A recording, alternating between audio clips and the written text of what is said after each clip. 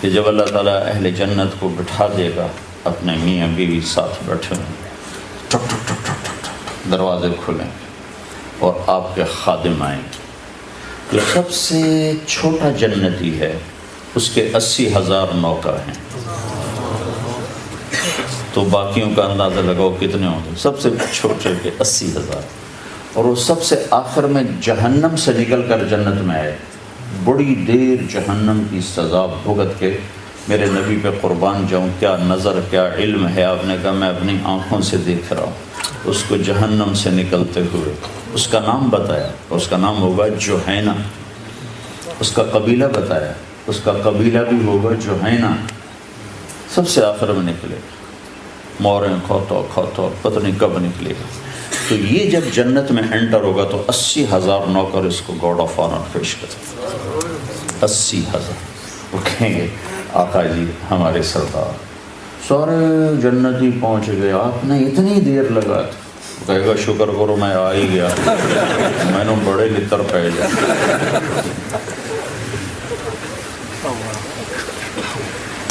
تو یہ سب سے چھوٹا پروٹوکول ہے۔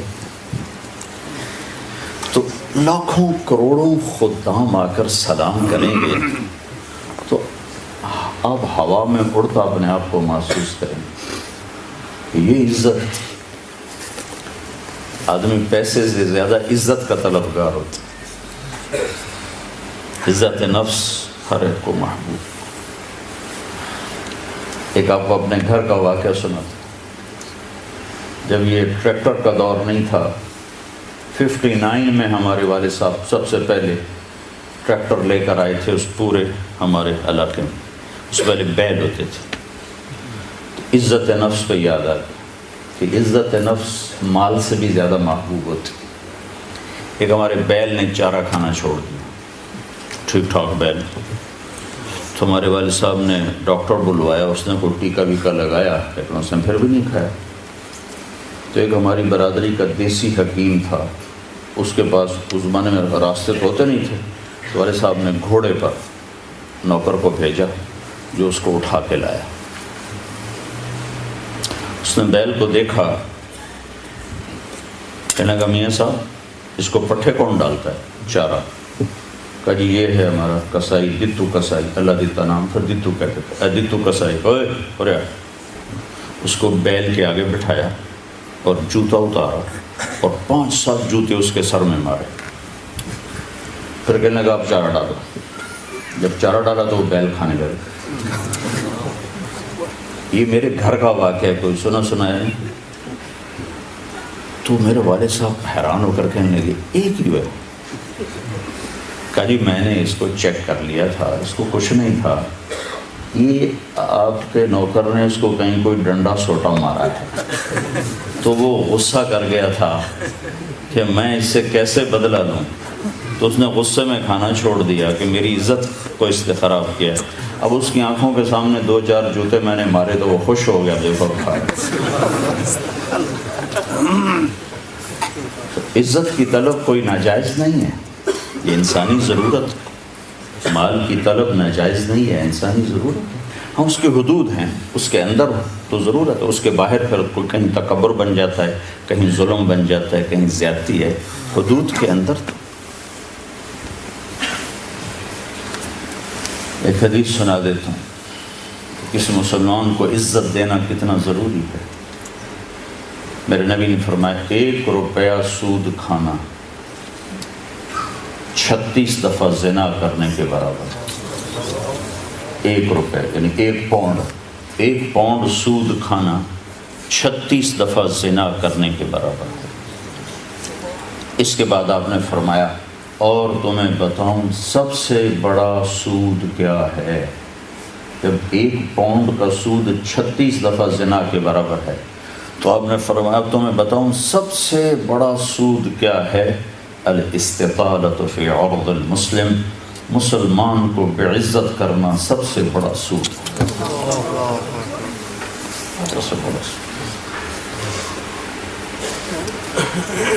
تو نوکر آپ کو پروٹوکول دیں گے، خوشی ہوگی، جنت سے بڑھ کے خوشی ہوگی۔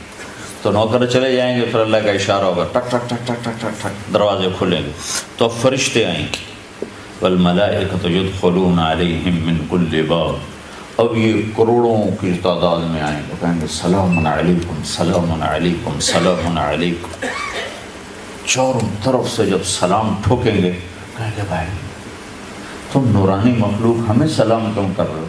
کہیں گے بما صبرت، وہ جو آپ نے لندن میں صبر کی زندگی گزاری، یہ اس کے بدلے میں ہمیں اللہ نے کہا جاؤ سلام کرو۔ غفلت کے دیس میں آپ نے بیدار ہو کے زندگی گزاری، اندھیر نگری میں آپ نے اللہ کو سامنے رکھ کے زندگی گزاری، جب چاروں طرف شراب اور زنا عام تھا، آپ نے اللہ سے ڈر کے زندگی گزاری۔ سلام سلام سلام، تو فرشتوں کے سلام ان کو ہوا میں اڑا دے گا۔ یہ میں پہلے دوبارہ کہہ رہا ہوں کہ عزت نفس، عزت کی طلب بہت بڑی طلب ہوتی ہے، مال سے بھی زیادہ، ڈگریوں سے بھی زیادہ۔ تو فرشتوں کا سلام انہیں ہوا میں اڑا، فرشتے ابھی وہ اس سلام کا مزہ لے رہے ہوں گے کہ فرشتوں نے سلام کیا۔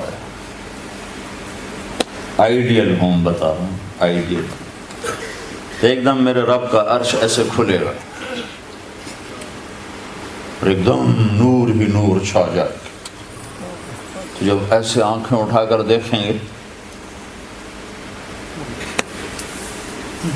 واہ واہ واہ، اللہ سامنے ہوگا اور اللہ کہے گا سلام قول من رب الرحیم، اب تمہارا رب بھی تمہیں سلام پیش کرتا ہے۔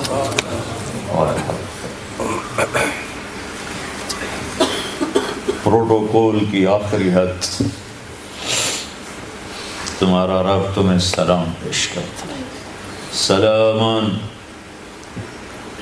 قولا من رب الرحیم، رب رحیم، اے میرے بندو، اے میری بندیو، جنہوں نے دنیا میں مجھ سے ڈر کے زندگی گزاری، میں تمہارا رب تمہیں سلام پیش کرتا ہوں اور تمہیں مرحبا کہتا ہوں، تمہیں ویلکم کرتا ہوں۔ پھر میرے نبی نے فرمایا اللہ ہر ایک کا نام لے کر حال پوچھے گا، ہر مرد عورت کا نام لے گا، نام لے کر کے کیا حال ہے، ٹھیک ہے، کوئی تکلیف تو نہیں، کوئی حاجت تو نہیں، کوئی پریشانی تو نہیں۔ تو جب یہ اللہ کو دیکھیں گے، کہیں گے یا اللہ ہم تو تیری عبادت ہی نہ کر سکتے، ہمیں تو پتہ ہی نہیں تھا تو ایسے حسن و جمال والا ہے، کیا یہ ہو سکتا ہے کہ ہم تو یہ ایک سجدہ کریں جیسے لندن میں کرتے تھے؟ یہ وہی کہہ سکیں گے جو نماز پڑھتے تھے، جو نہیں پڑھتے وہ کیسے کہہ سکیں؟ کیا یہ ہو سکتا ہے کہ ہم تمہیں ایک سجدہ کریں جیسے دنیا میں کرتے تھے؟ تو اللہ تعالیٰ فرمائیں گے میرے بندو اب پوزیشن بدل چکی ہے، حیثیت بدل چکی، حیثیت، پوزیشن۔